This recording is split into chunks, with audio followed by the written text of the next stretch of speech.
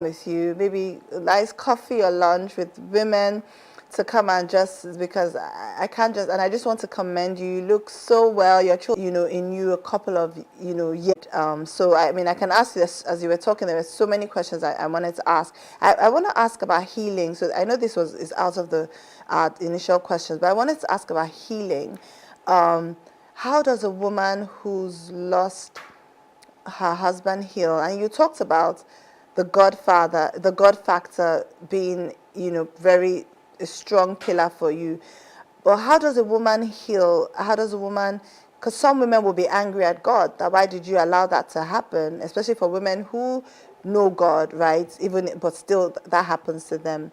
So how do they heal? Sorry. As I said, it's not easy. I went through all of that. Remember, I said when I cry at night and, I can't cry in front of people when I cry at night and I'm asking questions. Why me? After what I've been through and now this again. And I'm wondering, that young girl, how did she cope? How did she cope? She didn't have a mother figure. She didn't have siblings. How did she cope? I believe that, in every woman, there is a strong part of her. There is the coping mechanism they go through. You wonder to yourself, and yet they like the ruby, you understand, and yet they come out strong. Not all of them, but they come out strong. But let me tell you, the women who break down is because they do not realize the strength that they have. The women who break down sometimes is because of their background, where there was childhood influences that probably eroded their self-esteem, their self-confidence in themselves. But when you work with them and go in and come out, the strength that they have begins to shine. They begin to flow out like, the ruby that you talked about. That inner strength, the scars inside, the scars that can't be seen, that has come through healing in various ways. And as you said, if they do not have the God factor, they have to collapse everything that you are doing. You have to collapse things to do with finances, the things you like doing, you have to collapse it in, because I can say it for sure that this period will pass. The period you are going through, it will pass. It may seem difficult, but it will pass. What can you sacrifice so that they can be that kind of, the kind of children you want them to be? That is how you manage. Okay. Asking your questions. But if you go at it that, oh, well, I'll do whatever it is to to survive. How can he leave me like this and this, that? You are going to implode out of it later. It is your choice. It isn't the circumstances that caused it. No, because the circumstances happened. It wasn't your choice, but your coping of that circumstances is based on your choice. So that's why I say, ask yourself the questions. I didn't ask to be here. I'm angry and everything, but let me wipe my tears.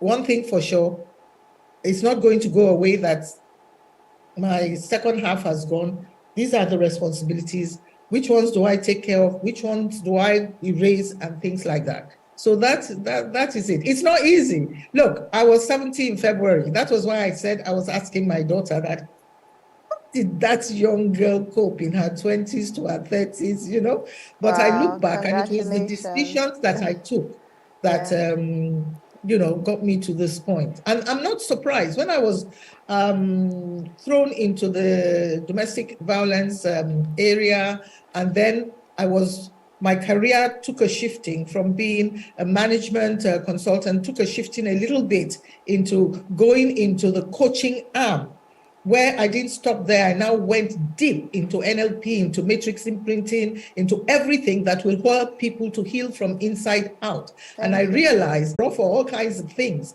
but you have to put up that front. And I was carrying on that way.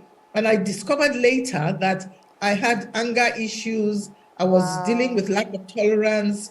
I was very I was a perfectionist. Everything I had to do, I put it on myself. I was a perfectionist, everything. So as I was going into the courses, I spent so much to dig into Wow. So I the, can imagine it was a journey. It was a so it process, was a journey and it's that I still a used journey. myself. Yeah. So, Yes. Omi, when I tell people I would advise you do this or that, I always tell them I have walked that path. So I'm not giving Thank. you book knowledge, that 10 book knowledge. I'm giving you the knowledge, book knowledge, as well as the experiential knowledge. So I hope. Yes, Uh, thank you, and happy birthday again on your 70th. I saw the pictures were lovely, but I have one more question for you, but I'll come back to that. I just want to welcome our next speaker. Um, BB Abolade Anthony, someone very, very special and dear to me, is the founder of the Dreamback Foundation and principal project manager of Think Consulting Unlimited. She has over 20 years of international business development experience. She successfully delivered projects in various sectors, federal and state governments, oil and gas, banking and finance, manufacturing, telecoms, media, education, and others. If you're watching this, we actually have an e-brochure which should be in our community, our Telegram community group. So please make sure you take time to go through the brochure to read the profiles of our amazing speakers. So welcome, Sis BB. So I'm just going to go straight into it because of time. For a woman who's in an abusive relationship and who's been in an abusive relationship for many years, how does she find the courage to leave? There are women who want to leave, but they don't know, they're afraid to leave. How can a woman find the courage to leave? And does she have to have a plan in place before she leaves? For a woman who wants to leave an abusive relationship or wants to get a divorce. Yeah, that's for me. Thank you, Omi. Women stay in abusive relationships for a plethora of reasons. Some have small children, some have been stay-at-home moms and haven't had access to making their own income. Some have been making their own income, but in an abusive relationship, there are various forms of abuse, and financial abuse is also involved in that. So you might have the partner squandering away their savings without them knowing it, and then they find out at the time when they're trying to leave that bank account is empty. So there are many reasons why women do not leave, but one of the biggest ones I've found, and from my own personal experience, is the lack of support. It's not that people don't want to support you, but the kind of support that is needed to exit an abusive relationship is audacious support, the kind of support that requires courage. You know that there's some people who, at the time when the woman is trying to leave an abusive relationship, is the most dangerous time. And you come into a situation where the partner could be a violent person. And if people who are trying to help know that the partner is a violent person, then coming to extract the woman from the house requires them to be bold themselves and to be courageous, because they do not know what manner of violence, what weapons the person possesses. If you've ever watched a movie called Enough, Jennifer Lopez is in it, you'll see that the people who came to rescue her and her daughter came in a van and they had baseball bats. They didn't have a gun, but the man they were trying to attack had a gun. So there are many things to consider here. And I think that the lack of the kind of support that the woman needs also makes her stay longer. In situations where you move out, take all your luggage and go back home, and you have to move back to your husband's house, and they counsel for a season and everything goes to normal for a little while, and then when the pattern breaks back into itself, those people aren't around to help. So really, a lack of support is one of the problems. However, one thing that I do say is you cannot control anybody else. All you can is you can only control yourself. So how does the woman find the courage to leave? First, you have to accept the situation that you're in, be truthful to yourself. Sometimes you say, oh, does he loves me? He loves me not. He loves me, he don't love you. he doesn't love you. He loves himself, and he loves the commitment to the chaotic lifestyle, and that is what he feeds off of. So what you have to do is to be truthful to yourself, to say that, you know, you've done all you can, and after you've done all you can, you stand. And you have to say, this is no longer working, and it cannot be fixed. And you do not have control over the other person, but you have control over yourself. And so you take action. So after allowing yourself to lie, you have to learn to take action. That, okay, this is no longer working. I need to leave. I need to start afresh. It's not going to be easy. You may have to, you know, I didn't have a plan. I had one that I abandoned because I was promised change, right? And so I stopped planning. But then when it became time, what I did was I took baby steps. I took action on the fly, as on a needs basis in the short term. And then when I could get a breather, started working on a long-term plan. And I'm still working on the plan and executing as I go along, but recognize.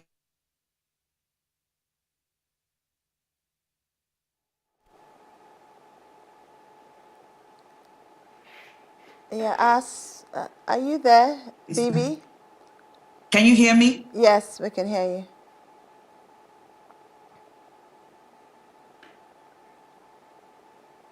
Go If on, you can please. hear Go me, I on, was please. talking. Yes, I can hear you. Go on, please. Okay, safety is the number one. It should be number one on your list of planning, is to get into a place that is safe, not only physically, but mentally safe. You have to get into a state of mind that is mentally healthy. And that takes a lot of work and. Okay, we've lost your audio again. Are you there? Can you hear me?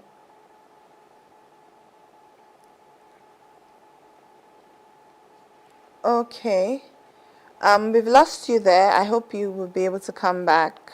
So I'm just gonna, this question is for both Mrs. Leila and Bibi as well. So I think we've lost Bibi. So let me just go straight to Mrs. Leila. So I was in an abusive, and we've almost run out of time. So we're gonna have to make it maybe 1 minute. But the question is, I was in an abusive relationship when I was a young woman. When I was dating someone, and a major reason I got into it and stayed was because of low self-esteem. But I remember I read a book that saved my life, T.D. Jakes, The Lady, Her Lover, and Her Lord. I began to love and value myself, and I attracted the right man, thankfully, my husband. A major reason a woman gets into an abusive relationship or marriage is because of a lack of self-esteem. This worsens in the relationship.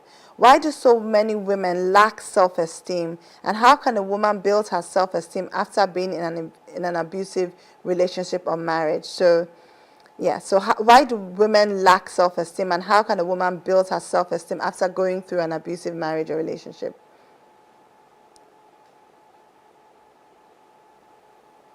Who are you directing the question to? Okay. Well, it's a question for two of you, but I lost you, so you can answer that question, and then Mrs. Leila can just wrap up with it, if that's okay. Since you're Okay. back, yes. I am of the opinion that it's not everyone who is going through abuse who has a lack of self-esteem. Okay. You know, you recognize that there was a lack, and that's why you got to the point that you're in. But the minute you recognize that you are not the problem, the abuse is not your fault. This person is deficient in some characteristics that allows them to behave like that. And you stop taking personal responsibility for their behavior and take personal responsibility for the corrective measures that you will take to make sure that that kind of toxicity is no longer allowed in your space. And it takes a lot of mental strength to be able to do that. So you have to be in a situation where you recognize your own personal value, you recognize your self-worth, you do not follow the path of hate and resentment and malice and wickedness, but follow the path of forgiveness, and knowing that giving yourself peace of mind means that you release the other person's toxicity from your immediate circle and your immediate life and thought process, so that you can live a life of abundance and fullness and joy and peace and happiness, because your happiness does not depend on that person or anybody else for that matter.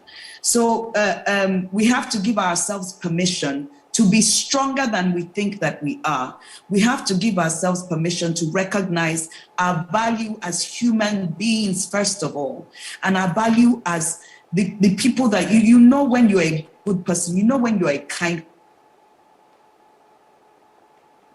Oh, we've lost you again. Oh, are you there? Can you hear me? Yeah, can I answer that? Why Yes. do women Yes, ma'am. Please go on.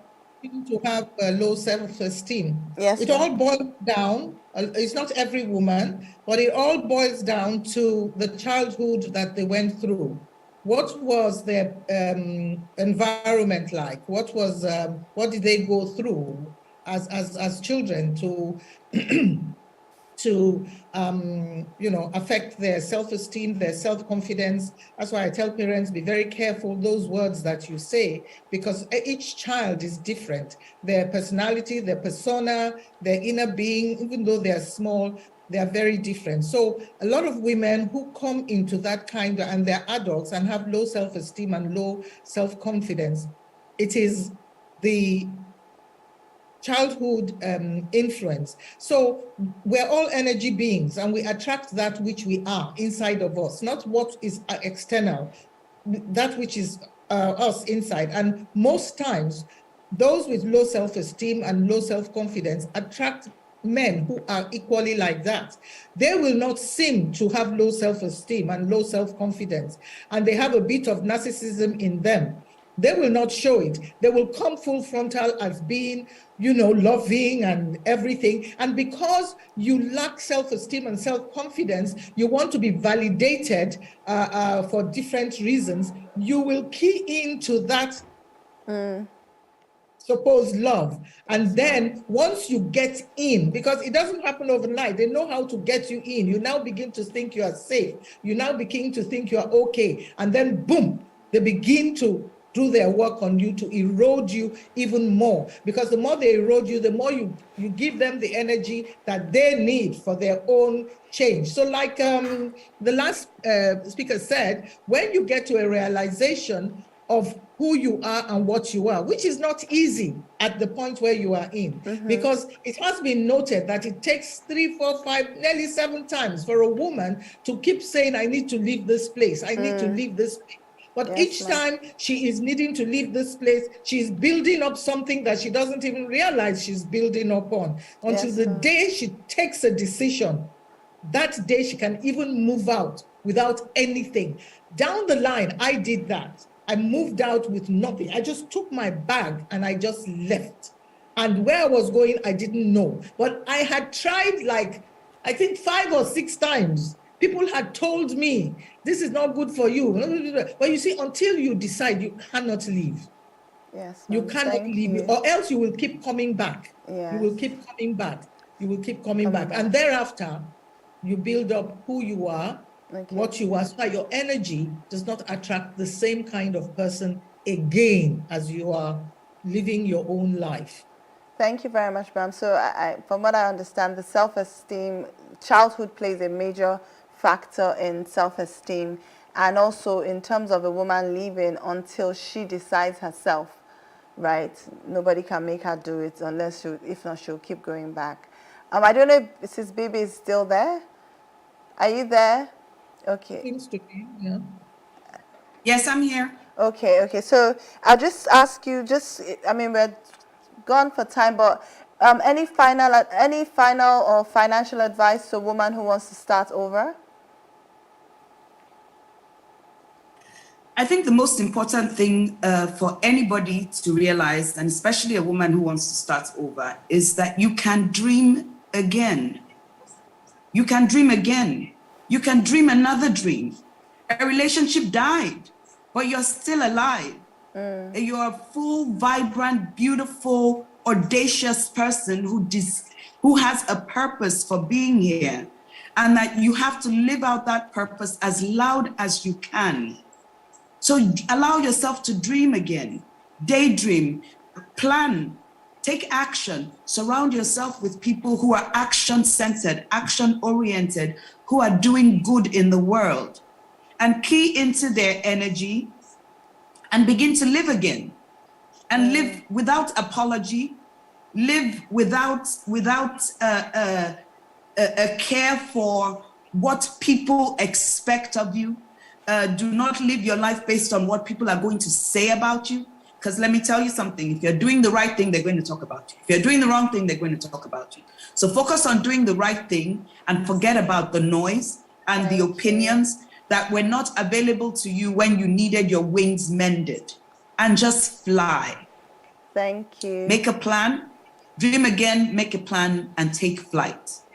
That's my advice. Thank you so much. Wow. You know, we're going to maybe make you both our, I don't know what we're going to call you, honorary member of our community, so that women can, you know, come and meet you and just talking Sis Bibi about dreaming again. You're the dream banker, right? So definitely we'll have your details. So the women that are watching, if you'd like to connect with them, and again, if you join our community, we're going to organize one-on-one sessions with these amazing women. So thank you very much, Mrs. Leila Semathi Daniel and Sis Bibi Anthony. Thank you so much for joining us. We're going to go on to our next panel now. This is a lighter panel, so get ready. Our moderator will be up soon.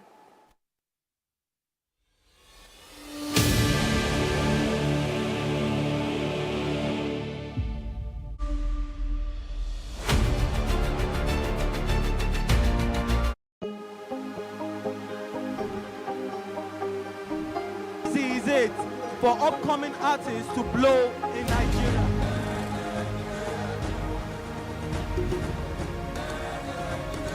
Welcome to Plus Trending. I am Bukky November, your host, saying thank you for joining us on today's episode. Welcome back. It's tea time on Plus TV Africa. Practice makes perfect. I'm not perfect yet, but I'm a lot better than I used to. Email on info@thericherwoman.com. Please don't forget to follow us everywhere on @thericherwoman.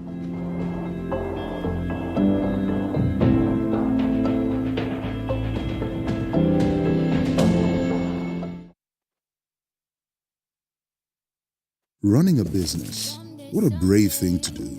It takes guts to chase your dream and show up every day to make it happen.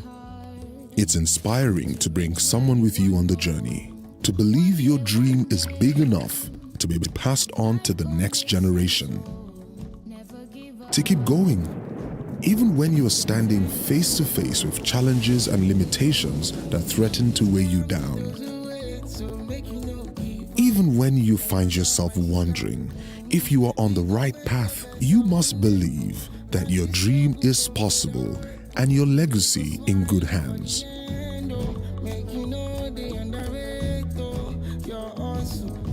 The Lagos State Employment Trust Fund is here to help you make your dream come true, no matter how big it may seem. And when your dream comes true, you will be glad that you never gave up on it. Visit www.lsetf.ng for more information.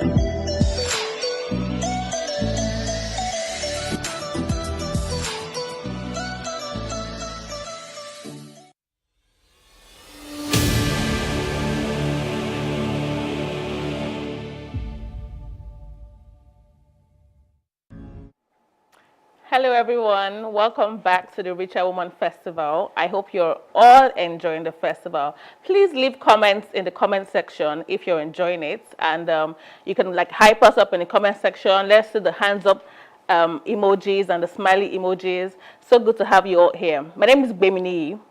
The next panel I'll be moderating is the baddie panel. I especially love the title of this panel because, I mean, it's such a new slang. And over here at the Richer Woman Festival, we're trying to redefine who a baddie is and what a baddie is. On today's panel, we have Mo Cheddar, or Modupe Olagbegi, and we have Eki Ogunbor. I'm going to start with Mo Cheddar's profile. Mo Cheddar is an multi-award winning artist with a career spanning over 15 years. She's the CEO of Mo Cheddar Glue, and her career in entertainment industry has made her an expert in the digital space, now a fashion designer and heavyweight cosmetologist. Mo Cheddar is a wife, mother, and serial entrepreneur. Please welcome Mo Cheddar. Please clap your hands in the comment section. Let's see you welcoming Mo Cheddar. She needs the energy. Next, we have Eki Ogunbor. She's a fashion and beauty content creator.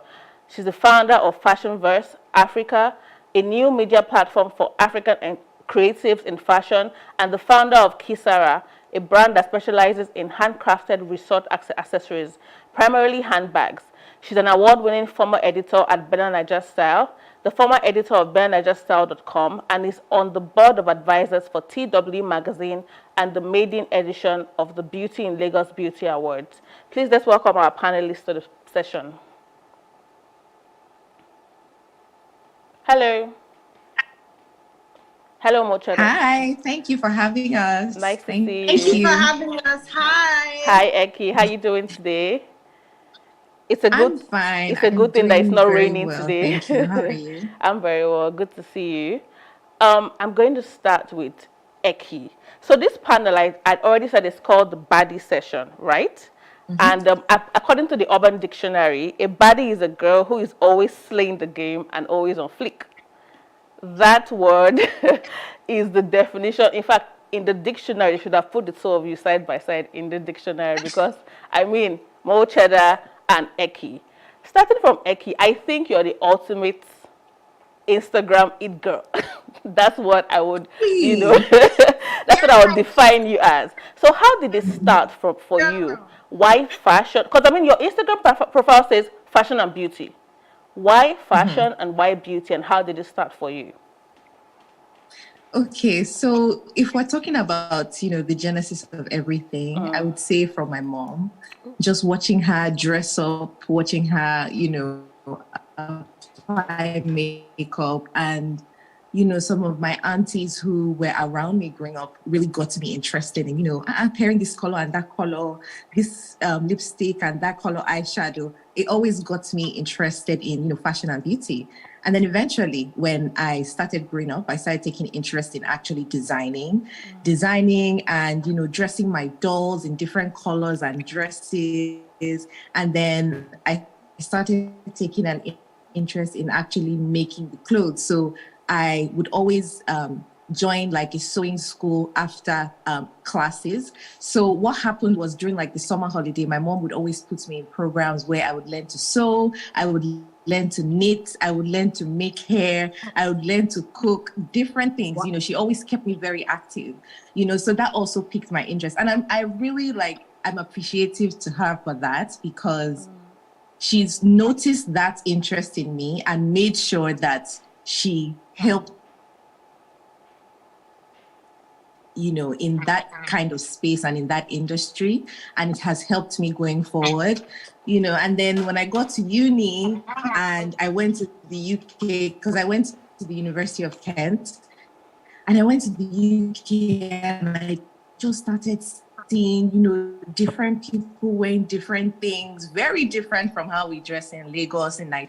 And that also kind of increased my interest in the world of fashion and beauty, because you would see people with like the whole cat eye, like Amy Winehouse with the thick black eyeliner and then the lashes and, you know, the red lip. Then I got introduced to, you know, brands like MAC with the Ruby Woo red lip as well. You know, so it was a melting pot of different cultures and different fashion and beauty, aesthetics across the board, So that's how it really started for me, with the women around me, just noticing these things. And then when I got to uni, I was studying accounting and finance, but I was super interested in fashion and beauty, of course. So I started blogging, and it was I was studying accounting and finance and, getting my numbers on and my calculations. But then outside of that, I also had this creative outlet where I would blog and post things that I was wearing, try makeup looks and do reviews of beauty products and things like that. So that's how I started, in the digital space, right? And then after uni, it just grew into what it is now, and I'm super grateful to God and also my audience, my followers, my new online friends who have followed me through this journey. And I'm happy that we're here now. Fantastic. Kudos to your mom and kudos to you too. Moving quickly to Mo Cheddar. Recently I was somewhere and someone said, oh, Mo Cheddar, the beauty creator. I said, no, Mo Cheddar, the singer. Because I used to listen to Komaro and One Berry to date. So I want to ask, how was it for you transitioning from music, Mo Cheddar the rapper and the superstar, to Mo Cheddar the beauty, fashion, skincare, everything beauty and looking good? Mo Cheddar's page is the place to go. How did it start for you? Hi guys, hi, my name is Mo Olatero like Beggy. And how did I start my transition? I think my talent has always worked for me. So I've been fortunate enough to always use my gifts to make money and, be entrepreneurial with my talent. So that happened with music. So it was only natural that when I was done with music and I retired, that I would do something. I would follow another business path that had to do with my talent. Okay. With fashion, it came naturally. People already loved what I was always, what I always used to wear when I was an artist. I used to make all my clothes. I used to design all my clothes. I used to do my makeup. So I started influencing and making makeup videos as far back as 8 years ago, when Instagram had just 15 seconds on Instagram. And I'll make little 15-second clips and do tutorials on there. And my skincare journey started when I went through like a skin hell for about 2 years. When I say my skin was bad, I don't know how to describe it to you, but the worst you've ever seen, that was what my skin was. I don't know what I was going through. Maybe I was getting older, but I had horrible cystic acne. I had horrible spots. I had large pores. And for my own self, I needed to find out what would work. So I'd gone through so many different skincare routines. I went to all the spas you could ever think of. I did every treatment, running into millions actually. And my skin did not get better. And as a baddie, with the glass skin, as a baddie, your skin is number one. Oh. That's the canvas. Yes, if your skin don't look good, trust me, no matter what you wear, no matter how good your hair is, you would look weird. Makeup would never sit well on your face. And I was already influencing, so I was so insecure about starting my makeup, so I would start my makeup with my foundation always. I'm sure if you go to all my old videos, you'll see that I would never ever begin my makeup without foundation on my face. And it became a problem for me. People are also really rude. People walk up to me and be like, are you okay? Have you tried to drink your pee? Wow. Have you tried to wash your face with a thought? People asking you different things. And it became such a huge insecurity for me. And for myself, I went to cosmetology school and I knew I had to go back to the basics. I first stopped even washing my face entirely. Like I went through like a diet purge. I went through a skincare purge. And after going to organic school, when I say organic school, I mean real organic school with the honey and then not other organic schools that mix all sorts. I found my way back to beautiful skin. That's why I'm not wearing makeup today, because I want you to see the glow. Thank you so much. Thank you so much, Mo. I found my way back. Obviously, people around me saw what I did with my skin. And everybody kept asking, Mo, please, I need soap, I need oils, I need face cream. And that's how I started. I had to make products for my circle. So when I started making products for my circle, and one day my mom is like, you're going to start this thing. And because of obviously the bad rep skincare had online, I was very skeptical. I was like, I don't want to sell soap. Who has time for all of that? And I would get messages in my DMs like, Mo, your skin, oh my goodness, I can't stop looking at your skin. And I'm like, okay, this is a great business opportunity. And then here I am. And I won't lie, it's been an awesome journey. I have met the most amazing women on this journey. I've helped hundreds of women on this journey find their confidence. And if not for anything, I want anybody out there to just know that your talents will speak for you everywhere you go. Yeah.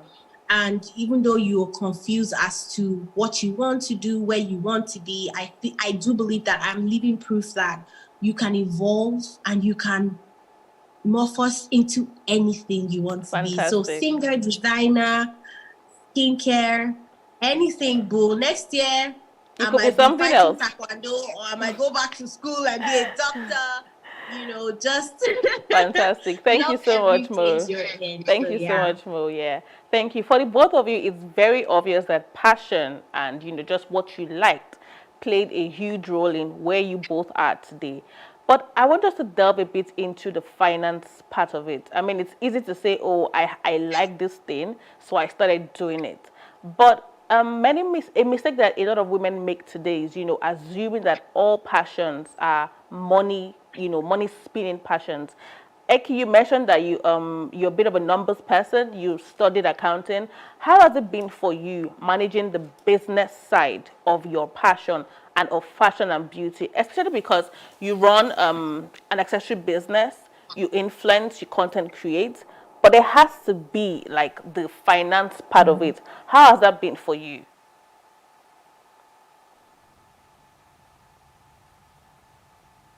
Hello, Eki. Did we lose Eki?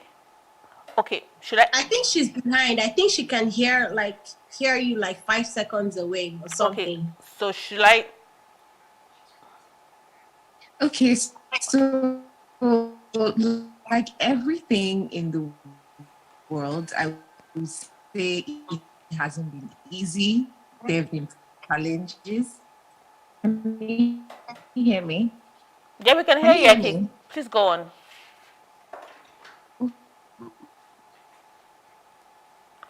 Okay, Eki, do you want to hold on for a bit and fix your Wi-Fi while we move to Mo Cheddar? Okay, so Mo Cheddar, I have a question for you. Hi, Mo Cheddar. Can you hear me now? Yeah, Mo Cheddar, we can hear you. Mo, we can hear you. Okay. Yeah, so I have a question for you while we wait for Eki to fix her internet. I mean, we're in Nigeria. This is pretty normal stuff. Yes, you mentioned about how, your mom, told you, oh, you're going to start going. We're getting feedback from Eki, but we're focusing on Mo now. You mentioned how your mom, encouraged you and about how you're able to delve into, you said in fact, next year you can be fighting taekwondo, who knows? But I want us to talk about, how you're able to gain traction, the finance angle of your brand. I mean, you started from beauty influencing, creating 50-second videos. Now you're running a business. Do you want to share a bit about how that works for you? So you were asking about how I manage my finance. Can you hear me?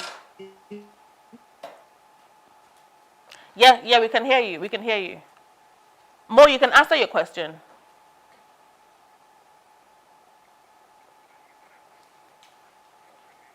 Mo, please unmute yourself. You're muted.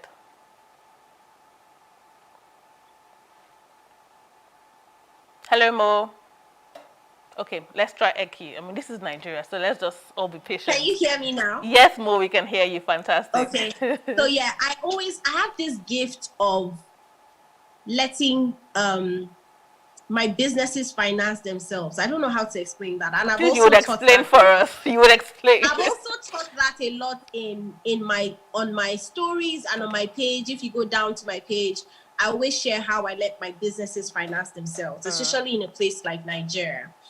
with fashion, I started my fashion line with basically nothing. So what I did was I took what I had. I used to style myself anyway.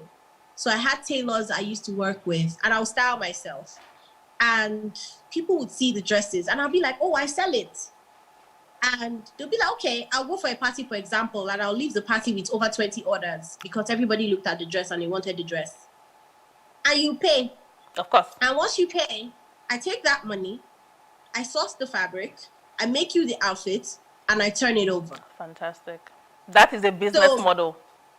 Yeah, that is what I have done it over and over again, where I have, there's some businesses I run where, yes, I have huge capital and I start it up. But most of it, I just start turning over that money, and it gets more and more, and I invest back into the business. You know, it's skincare. You have to order it. Okay, you want black soap. Okay, this soap is 15,000 naira, 20,000 naira. They pay you 20,000 naira. You go to the market, get your raw materials, mix it up, and deliver. Fantastic.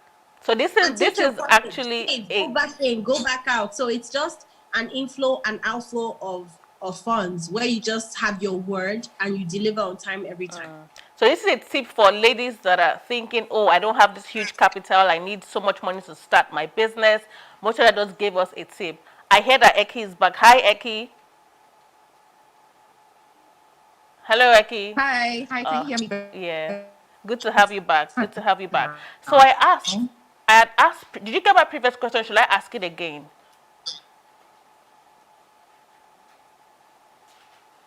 Good to be back. Should I ask again? Or yes, you were asking how I'm able to manage my finances as a content creator and as a business owner. Yes, that was the question. Yes, sure, you can. Great. So I would say my number one tip with finances is to have a separate account, have a business account for your new business, so that you are able to separate yourself from the business entity and you are not dipping into company funds and, leaking money off of your business. And then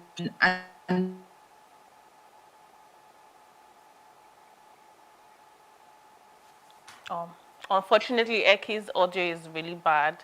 Mo, can you hear us? I can. Okay. For that would be like Mo sets another business that you might have. So for example, when I started blogging, nothing too fancy. And if you even check my page right now,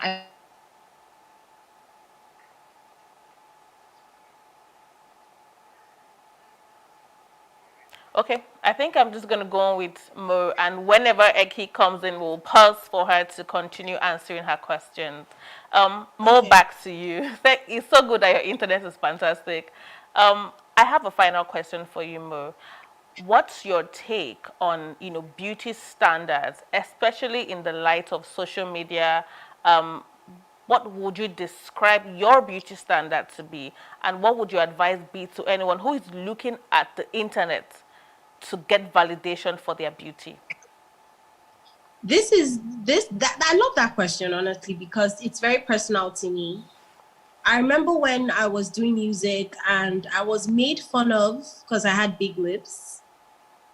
My round face, my cheeks, my nose.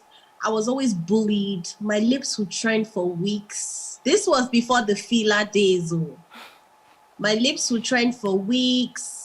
People would make fun of me, and at that time, it hurt. Do you get what I mean? Yeah. Fast forward to now, people are paying thousands and hundreds of dollars to have their lips plumped up. What you have naturally. You don't know how. I'm sure you can still go and Google Mo Cheddar lips. I was picked on over pig lips, all sorts. And now people are paying thousands of dollars to look like ducklings, and it's still not as cute as mine, by the way. Yes, girl. So, you know what I mean? Like, you have to I'll just say you have to work on your confidence. I remember when growing up, the norm was to be stick skinny, like size zeros were in. And then now women are paying to be curvy. Women are paying to look, bodacious and voluptuous. You cannot follow beauty trends and beauty standards. You have to set your own for yourself. Fantastic. Because it is in season. Now, people are going back to Ozempic. People that have done surgery are trying to reverse their surgery. Do you want to kill yourself? You can't. You can't. You have to you have to do a lot of work within yourself and find the beauty within yourself. If not, you get carried away by social media. You get carried away by the social construct. You get carried away by companies that are just creating these trends to make money from. And then God made you beautiful. And then you are not enjoying it while you are having it. Thank you. And I also saw a quote one day that said, you will not be as young as you are today. Wow. So enjoy it. I will not beat myself up for maybe not having the slimmest face while I have very sumptuous skin and, I'm wrinkless. When am I going to enjoy? When I'm 60 or 80? And Thank you so much, Mo. Aging. Thank you so much, Do you Mo. understand? Yes, fantastic advice. Fantastic panel. I loved everything you spoke about. And I really hope that everyone listening can take 1, 2, or 3 points and feedback from everything you have said. Thank you so much for joining us. We need to run now. We're kind of out of time. Thank you for coming. Thank you, Eki. We're so sorry your internet was, iffy, but we enjoyed you all the same. Thank you so much, everyone. And we'll catch you after the break. Bye, Eki. Bye.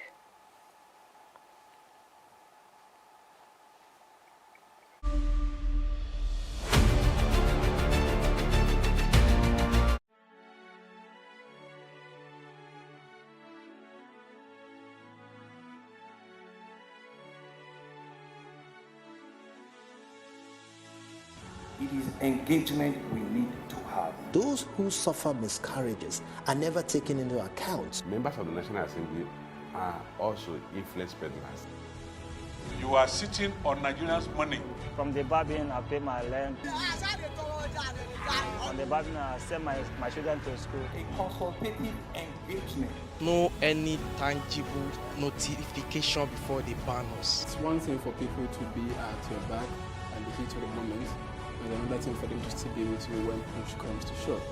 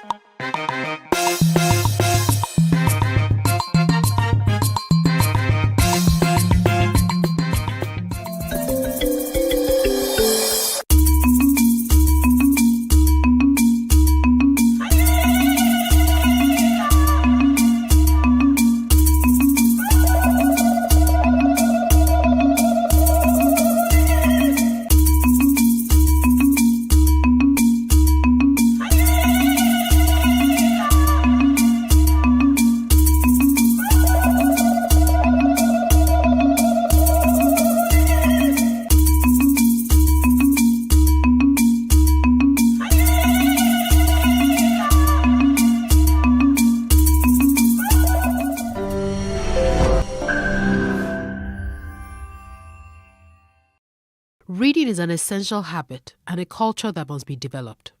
Nigerians are generally believed to have a poor reading culture.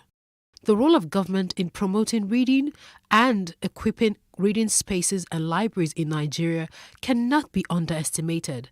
But first, we must look at the development of reading habits from the home and the role parents play in encouraging their children. My parents, my mom used to be a teacher, so reading was obviously part of a curriculum. And then my father used to be a professor and is an author. So I started reading very, very early, and I started reading books that were higher than my age grade. I was reading African Writer series from age 7, age 8, and reading encyclopedias by that time. So obviously my parents had a huge part and encouraged that in me. In the Nigerian book market, there's a high influx of foreign authors writing for children, but very few Nigerian authors telling relatable, homegrown Nigerian stories. If you start out reading stories even to your baby, even before they're 1, and then as they get older, buy appropriate materials that are colorful, with easy to read words, and read with them. I think that helps. Adedotun Enyade, a co-founder of Robin Heights, a leading bookstore in Nigeria, has tips for Nigerian authors and how they can improve on their work and get into the hearts of readers. The story has to be good, right? If you're writing, whatever you're writing, if you're writing fiction, if you're writing non-fiction, it has to be really, really compelling, one. The next thing would be in terms of the packaging, right? People have gone past the era where you just take your books to just about any printer to print for you. I think, publishers, self-published authors as well, they need to invest in ensuring that the quality of the book, the final output is one that would, stack up with any book, published, elsewhere in the world. So that's really important. Then I think, what would be the most important tip for me to them would be just, they need to invest in marketing. The book business, like any other business, is challenging. If you ask anyone who's running the business in Nigeria, they will tell you capital, of course, right? Book selling is also, as with any other business, is also quite capital intensive. Getting to pay your rent, getting to actually buy the books and stock up your shelves when you have them. Hiring good people requires decent amount of capital. So I would say it's getting the startup funds to set up something, and then if you're looking to do it at scale like we're hoping to do, then it also requires you raising funding, which isn't readily available in commercial banks, right? I don't think a bank would say they want to give you a loan to set up a bookstore. They probably will be skeptical about the number of people who read. So for us, I think it's just I would say capital is at the top of the totem pole. It is commendable that certain individuals and organizations are making concerted efforts to revive the reading culture in the country. The government should also redesign the school curriculum to incorporate more reading activities in primary and secondary schools.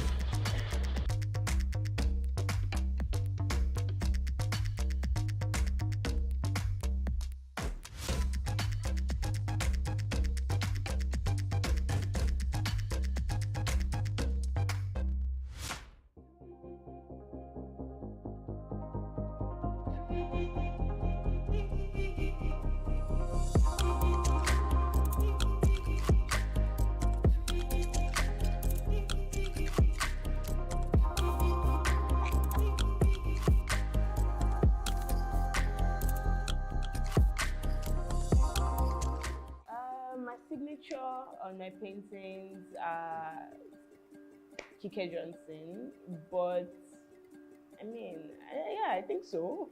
Thinking about it now, I'm not even sure, but yeah, I think so. Most of them have my name on it, apart from my fashion brand though. My name is Kike Lomo Johnson. I am a visual artist and a fashion designer. My art is inspired by a lot of things, by Black women, by colors, animations, different things. A lot of things that like inspire me, but I naturally enjoy drawing Black women. I think it's amazing. Yeah. Yeah, sometimes I have artist block where I want to draw something but I can't. I just get like, okay, I don't know what to do, or I just get, it's just a block, you know. So sometimes I have to get out of that phase by either drawing something else or creating something different, or maybe getting inspiration from something else totally different from what I am doing at the moment. So that way I get inspired again and I get to draw and actually do something. Black women are amazing, number one. We have a lot of amazing features. You know, as an artist, there are different things I see. Like I can see someone's face and I'm like, oh my God, I need to draw that, the angle, you know, just different things on the face that makes it very interesting, you know, to visualize and to draw. You know, and then we have different skin tones. So it's just amazing to see how you can blend colors together to get a particular tone, you know, and you can have 5 different women with 5 totally different skin tones. And it's just, every time I see someone, I always look through, you know, look at those things, the shadow, the light, you know, and all of that. I think I enjoy the process most about expressing myself through art. I enjoy how it's done. I enjoy seeing the finished product. After spending like 6 hours drawing something, I'm like, okay, I think we're good to go, you know. I enjoy the entire process generally. I just like doing, so there are days where I don't want to create portraits. I draw maybe something minimal. I can do like a minimal line art. And it's okay, this is all I'm doing today. You know, and I enjoy the process of that. That might take me 30 minutes, but I still enjoy going through that process.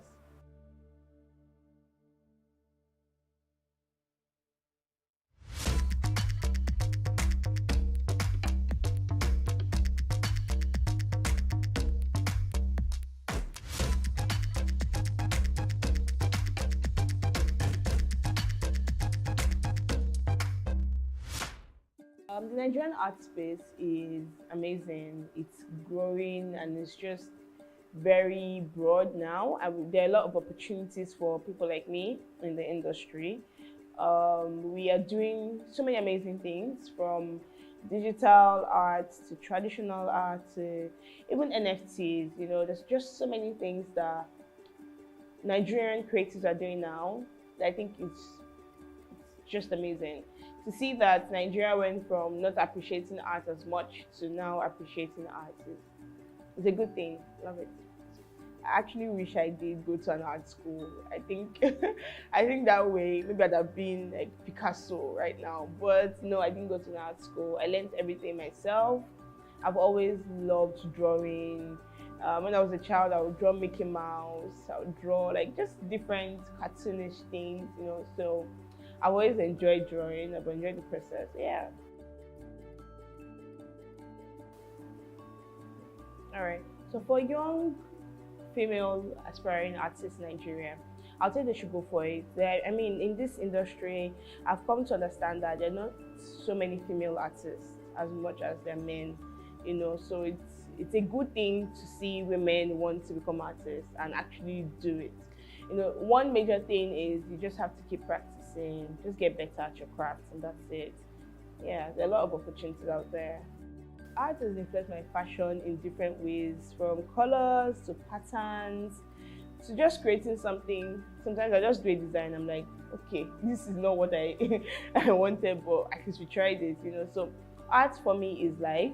Everything around me is art. I look at every single object and I see shadows, I see lights, I'm looking at the way it's done, you know. So art has influenced my fashion in different ways, and I'm excited about that. I mean, I enjoy it. So in a few years, I see myself doing amazing things bigger things than I'm doing now, you know, in the international workspace, nationally, and you know, just doing. I hope to have a major studio in a few years' time where, you know, anybody can just come to us and say, okay, I want to create this type of art, and we can have someone working in the studio create it. Different things, from animation to illustrations to different type of artwork.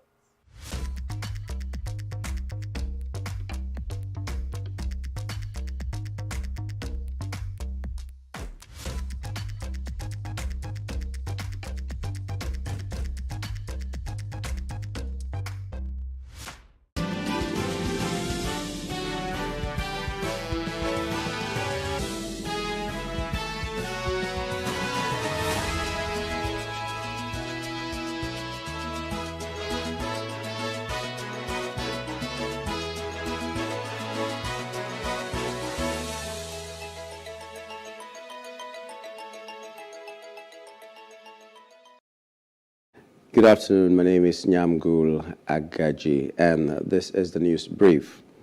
President Bola Tinubu says Nigerians must make sacrifices for the prosperity of the country.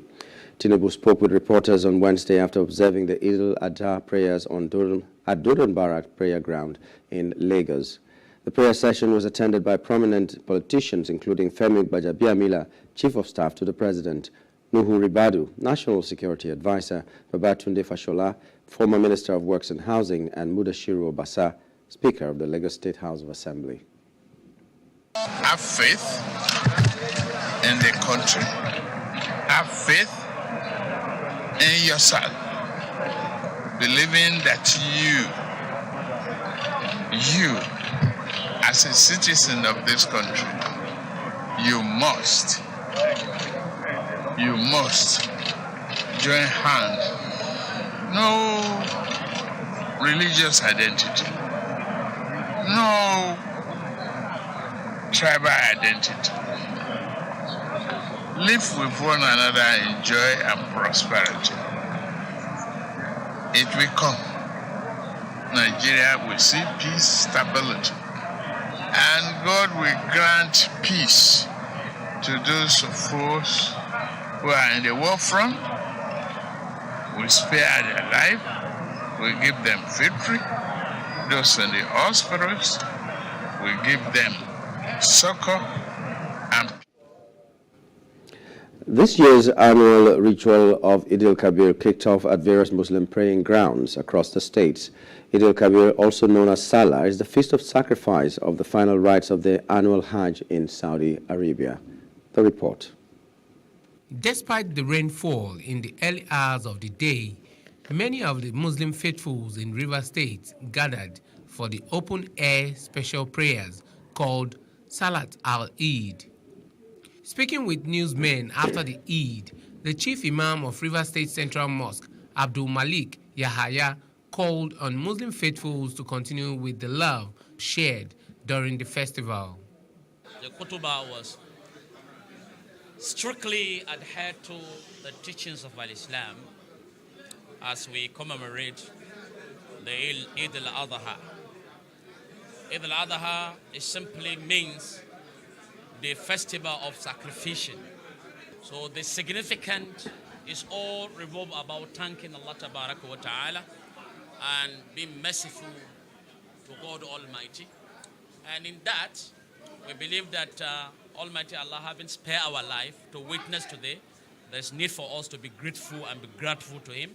And that is the message that we'll tell to the people today. Some other Muslim faithfuls who spoke to our correspondent said preaching unity and peace remain the panacea for peaceful coexistence, and citizens should abstain from unlawful acts in all they do. Authority should serve and not to be served. When that is done, then you see that they will roll out programs that will best serve the interests of the people. The most important prayer is for peace, love, and harmony. If there's no peace, there will be no leadership. If there's no love, there will be no peaceful coexistence among the people and the citizenry. The Muslim Ummah in River State never had it so good like this. And we want to thank the synergy between the Muslim community and the government of Rivers State. Despite the rainfall, as early as 8 o'clock, Muslim faithfuls in Kaduna State trooped to the Eid prayer grounds. His message, the chief imam of Central Mosque, Kakuri, Sheikh Jibrin Ibrahim, emphasized peace, love and unity as he enjoined Muslims to be mindful of their utterances, especially now that the country is facing serious security threats. Others insisted on the need for all to shun religious and ethnic biases. The whole year and what really happened here, I urge all our people here, our community, whoever so wishes, whoever has a means and the will, should go and sacrifice his ram today. This is a day for sacrifice of ram. God says this is the day he likes to see blood of ram flowing all over. And I will urge people to just to be extra careful, because especially the parents not to allow their children to go about roaming, because if care is not taken, this how a lot of children got missing. Feeling very excited, I'm happy because it's a yearly something occasion. I'm very happy. And then I see our brothers and sisters, we are here to celebrate Eid al-Kabir. Alhamdulillah, and I see different faces that maybe it took a long time before you see them. There is a lot of reward on it. So if you have and are able to do it, it's better you should do it, because you get a lot of reward from Allah. I'm wishing them Eid Mubarak. Very, very happy to see my family and my friends and the mosques, everybody. I'm very, very happy. After the Eid prayers, the Sheikh slaughtered a ram, which signifies the sacrifice offered by Prophet Ibrahim. In Kwara, Muslim faithfuls in their large numbers joined their counterparts across the globe to observe the prayers amidst heavy security presence. Focus of speeches are on unity and development of the country. Let's be our brother's keeper. We all have hope in this country, and this country is going to... May Almighty Allah continue to be with us, protect us, and most importantly, may Almighty God protect the new leadership that we have at the federal level, as well as the governor of Kwara State, who has just returned for his second term in office. And we continue to pray that the Almighty Allah should give us the benefit and accept our sacrifice as a means of ibadah, that he will accept it. Meanwhile, the Emir of Ilorin, Alhaji Ibrahim Zulu Gambari, cautioned idol worshippers within the ancient Ilorin metropolis against desecrating the city and its environs, saying the city is an Islamic community inhabited by peaceful people. After the prayers, Sheikh Alawi, the Imam of the Ogbogoro Central Mosque in Yenegua, Bayelsa State, said God honors the act of obedience, which is the significance of the day for the Muslim community.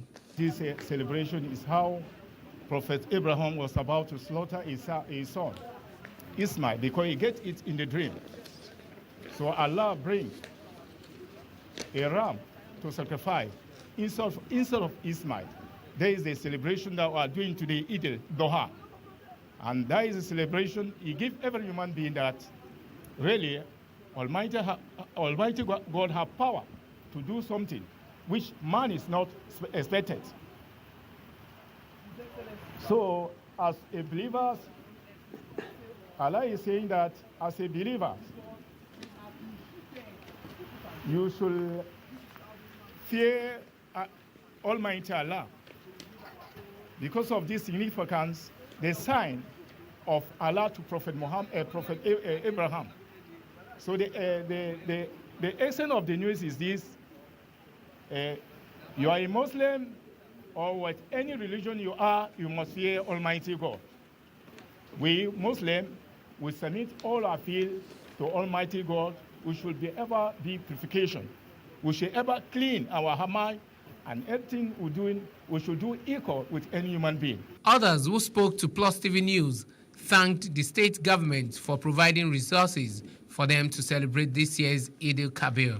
They also highlighted the importance of Hajj, which is one of the 5 pillars in Islam. To celebrate this Eid as a mark of that festival. We thank Allah subhanahu wa ta'ala, and at the same time, we thank the state government, His Excellency, the Executive Governor of Bayelsa State, for carrying us along. We thank them for giving us rice, rams, and all these Salah items yesterday. We really thank them, and we pray for this administration to succeed. Hajj is one of the 5 pillars of Islam, and it is obligatory that once you perform Hajj in Makkah, and after Hajj you will abide therein in Hajjana, which is heaven. And today is the 10th day that pilgrimage are spent in Makkah. What they actually go there to perform is sacrifice, and that is where the rams and the cows involved. But it is obligatory that once you go there, you must sacrifice 1 ram today for the sacrifice. The aspect of Mecca is called the pilgrim. In Imo State, Muslim faithfuls also gathered for the Eid prayers. The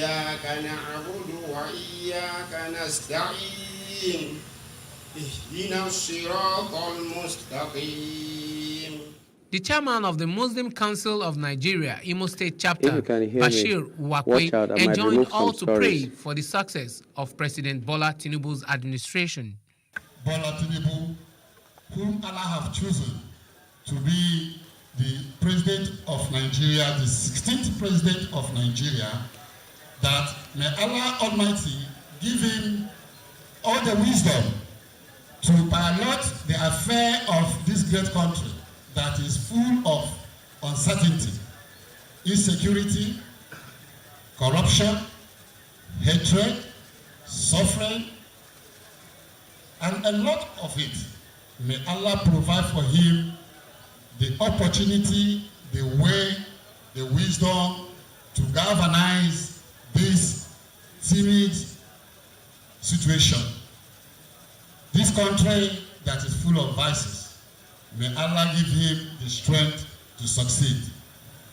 Let us not forget that if the President of the Federal Republic of Nigeria succeeds, it is a credit to us as Muslims. Because by the time of their campaigning activities, all of us are aware that what they were calling him and his team is a Muslim ticket. Let the positivity of this Muslim ticket become a benefit to all Nigerians. In Makurdi, the Benue State capital, the prayer ground was crowded as faithfuls prayed for the peace and progress of the country. The sacrificial ram was slaughtered as an act of obedience to God. Alhamdulillah, government, the other government has passed, which all the country had expected a good governance from Tinubu government. And we the people, we should help him with prayer. With peace, you can achieve anything. So we are praying to the new government that came. Let them try their best to make sure that we have peace in our Benue State. Because without peace, you cannot work. Without peace, you cannot farm. In Adamawa, Governor Amadu Umar Fintiri of Adamawa State and the presidential candidate of the People's Democratic Party, Atiku Abubakar, joined other Muslims at the Central Eid ground in Yola to observe the prayers.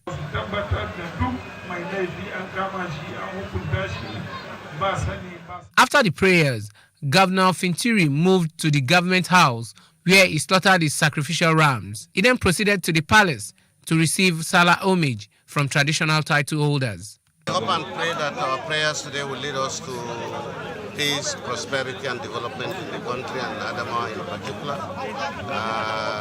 It is our fervent prayer also that we will continue to coexist for the overall existence of this country, because we need this country. Nigeria is bigger than an individual, and we will continue to build our peace and prosperity. In Oyo State, Governor Seyi Makinde played host to Muslim leaders in the government and the opposition PDP in the state. The governor appreciated the Muslim communities for remaining peaceful in the state, despite attempts by overzealous politicians to sow the seed of division. They were peddling a lot of rumors, a lot of yes, misinformation, misinterpretation of things. They were trying to push Oyo State, towards a religious division. But they did not succeed. Where is cashless now? Where is yes, he said they were printing new notes, that they've destroyed all the old notes. What are we spending now? You can use your power, use your position, use your influence, and say, look, I will do this. But if God says, look, I will not leave my people,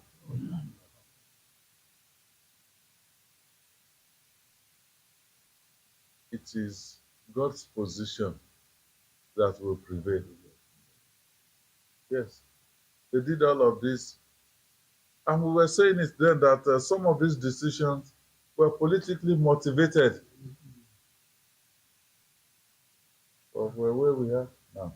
He advised public office holders to always allow God prevail in their decisions and policies. And with that special report, we wrap it up on the news brief this afternoon. You can follow us for more stories on Facebook, Twitter, and Instagram. And do subscribe to our YouTube channel at Plus TV Africa and Plus TV Africa Lifestyle. You can also view us from Limex on limex.tv and Glow TV apps anywhere in the world. My name is Nyam Gul Agaji. Many thanks for being there.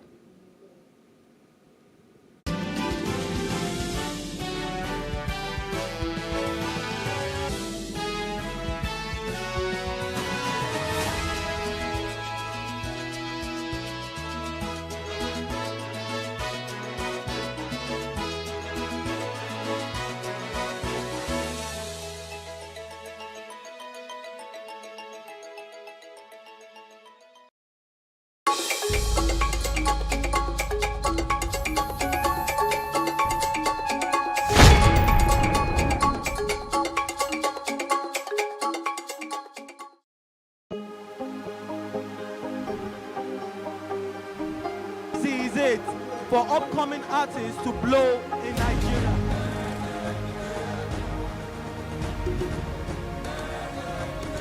Welcome to Plus Trending. I am Buki November, your host, saying thank you for joining us on today's episode. Welcome back. It's tea time on Plus TV Africa. Practice makes perfect. I'm not perfect yet, but I'm a lot better than I used to be. He's a king. He's entitled to marry 100 if he wants to.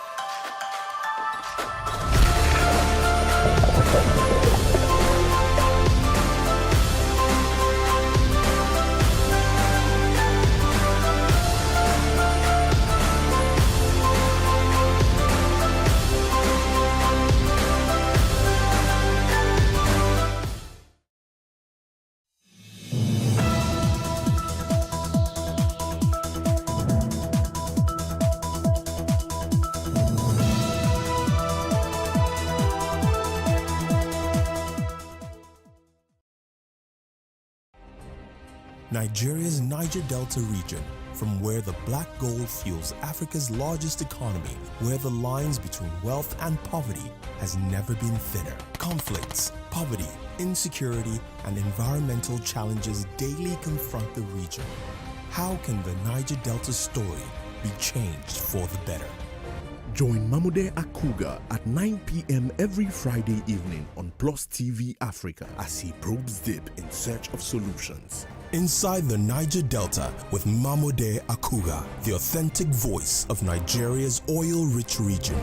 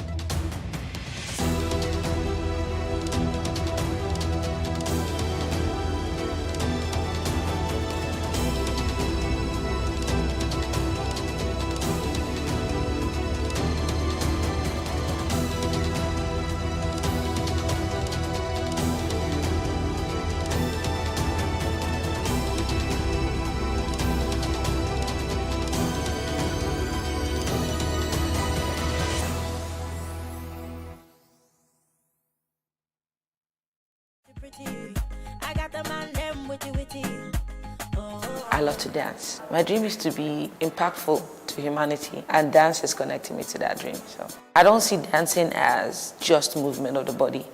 I see dancing as an amazingly powerful tool. Dance is the oldest form of communication. Before we are able to speak, we move first. Dance can speak to us, dance can nurture us, dance can empower us, dance can make us fit and healthy, dance can make us happy, dance can reduce stress level, depression rates, dance can stop you from even committing suicide because it's an art form of expression. And when you get to express, you are able to live. When I look at dance, it's just a cloak I can wear to connect to humanity, to be a better person. Like some people ask me, so if you know the dance, what do you want to do? I go do dance again. And I come from a family that only celebrates children because mommy is lawyer. We are like stifled in that pressure of what our family dictates that success is. And for me, you don't do that to a cafe. Don't say I can't be great as a shoemaker. I will prove to you that shoemaker, and in fact, let me go make shoe for Queen of England. I read book well, I love book well, and I dey pass. So it's not a second class option for me. So being great at it doesn't mean I'm the best at it, but I'll do the best with what I have, with what I know. So there has been a lot of trial and error, but there was more of trials that worked than errors that didn't. And most of my errors were things that I used to kind of like educate myself on what not to do next. I dance and people are happy because I dance with you and you are happy. So if you don't understand that it's a product, it's different. If you don't understand that it can be a service, it's different. It's up to me to make you understand that this thing you need it to. Money should never be your motivation because it hinders aspiration. It does. I see money as something that I can control. I want you, I get you. Who you are can make you make you be anybody that you want to be. Every individual determines their own ceiling. Now, I hate it when some people use me as their ceiling. I want to be better than Kafi. That's why you are not getting to where Kafi is. If I can dance better than her, I am better than her. Our African system doesn't like to learn from one another. We feel learning from each other belittles us. If I go somewhere now to go and learn from a younger dancer, the way he will carry it for head, the way he will talk about me in a very dishonorable manner, is what to make somebody that knows so much not want to go and learn from a younger person. I always want to impact. I don't like to see the bad in people. I always want to see the good in you.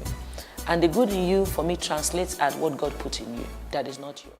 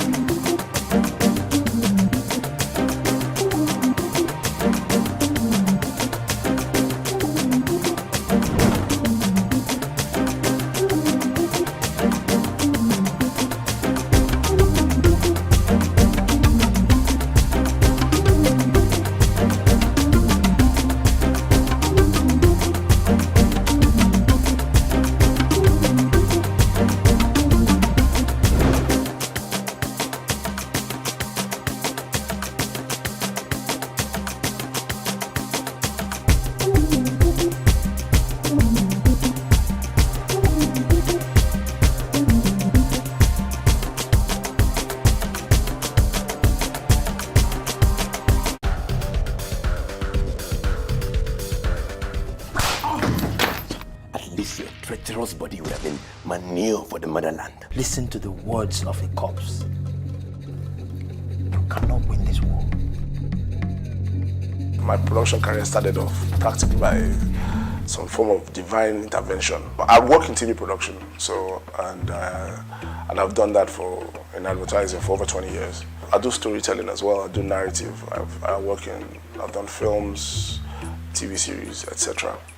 I taught myself to draw. And that meant 4 hours of sketching every day, minutely competent, where people will say, this doesn't suck. You actually had to practice. For God's sake, Emeka, we don't even have enough guns or food.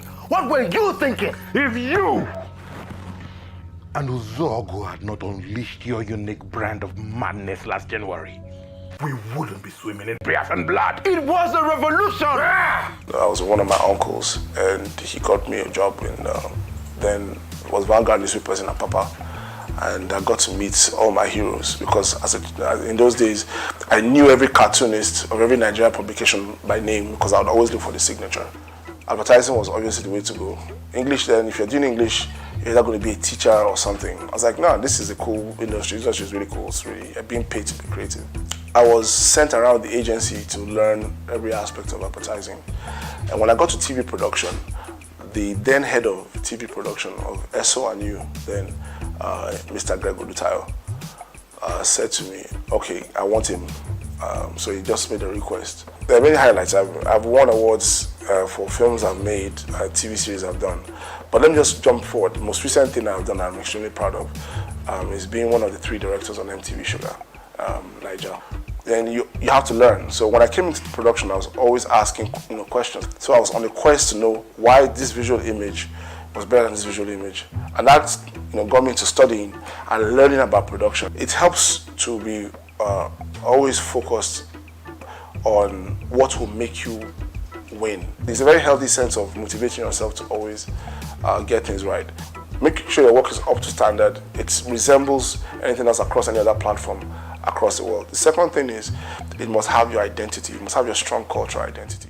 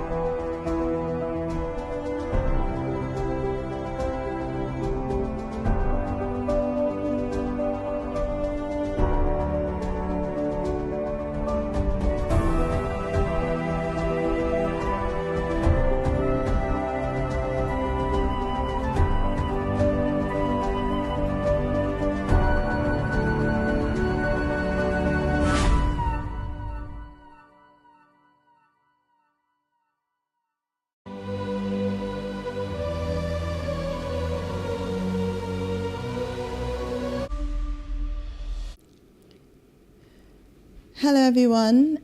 We are so sorry for the delay with technical glitches. Kindly, please bear with us.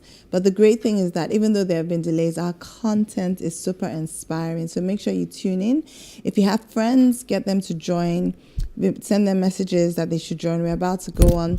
So our next panel is titled Dealing with the Tangible and Intangible Loss of Losing a Spouse. And we have three amazing women. Toriseju has over 15 years experience in human resources management and development and psychotherapy in the financial and religious sector. We also have with us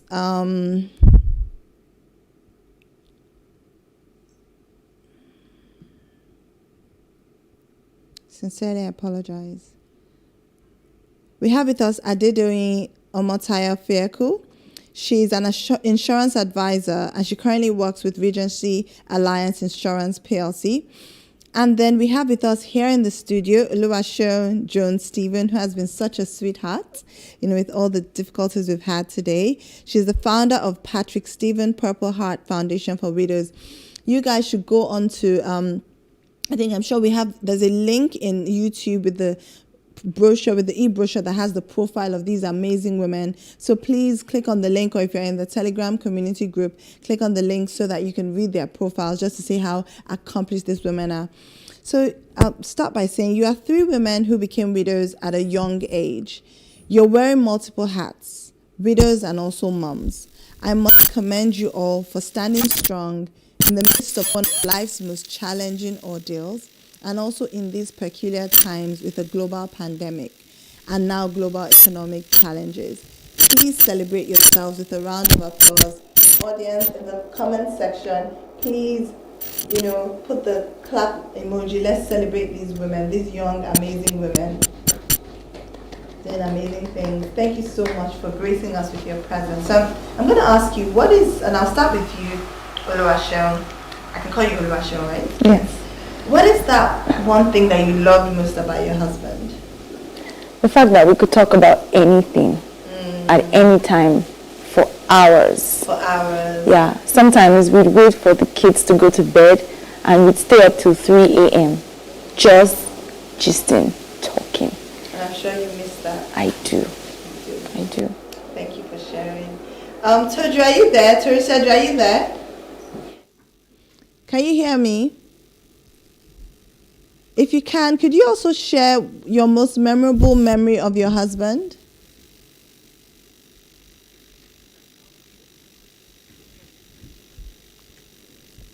Okay, Toriseju, I can hear. What about Adedoyin? Is Adedoyin there?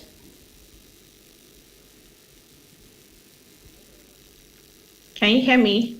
Yes, I can hear you. Go ahead. All right, then I would say the most memorable memory of my husband is his spirituality. I didn't quite get what it was about until it was gone. There were times when I would wake up in the middle of the night and my husband is praying over me and I'm like, why are you praying? There's nothing wrong. It almost seemed like he saw ahead and knew that this time was coming. So it was fortifying me spiritually. And I missed that we talked a lot. We talked about everything. It was way older than I am. But it was the kindest of human you could ever imagine. It was such a loving person. And the way he cared about the children, I still think I can never measure up. But I'm just grateful that I had that kind of husband to call my own. Thank you. Thank you. Thank you for sharing. Toriseju, would you like to share one thing you loved most or one most memorable memory? Okay, we can't hear you, but I'll come back to you, Toriseju. So, Oluwaseun, since you're here at the studio, there may be somebody watching now who has recently become a widow, and she feels like her whole world has ended. How does she find the strength to move on? How did you find the strength to move on? Is there a rainbow in the cloud in your journey? I would say take it one day at a time. Sometimes you wake up and thinking too much about the future can give you a headache because everything has changed. Your dreams, your aspirations, every single thing has changed. Now you have to find out who you are without your husband. You know, you have to, who was I before I married this man? Who am I now that he's gone, like forever? So it's just taking it one day at a time. Sometimes you're just grateful for that day, being able to breathe. Okay, I survived today without screaming or crying or, you know, losing my mind or having suicidal thoughts. Celebrate small wins in your healing journey, you know, so just one day at a time. Thank you so much for that. One day at a time. Teresa, are you there? Can you hear me now?